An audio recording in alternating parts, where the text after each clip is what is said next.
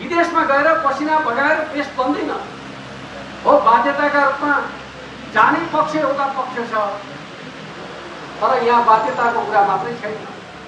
रहरमा जानेहरू पनि बाहिर गएर देश निर्माणका कुरा गर्दछन्।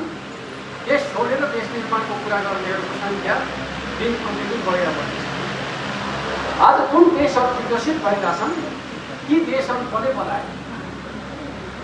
यी देशहरू त्यही देशका नागरिकले बनाए। हामीले हाम्रो देश बनाउने हो भने हाम्रा युवाहरूमा हामी बनाउँछौँ हाम्रो देश भन्ने भावना जगाउन सक्नुपर्दछ। त्यो भावना जगाउने कामको नेतृत्व कसले गर्ने भन्दाखेरि यही पार्टीले गर्नुपर्दछ।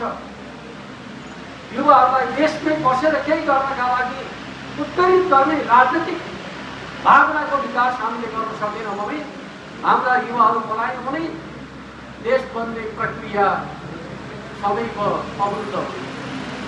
त्यसो भए पनि जनताले खोजेको सपना पुरा हुन सक्छ कि सक्दैन भन्दाखेरि पुरा हुन सक्दैन।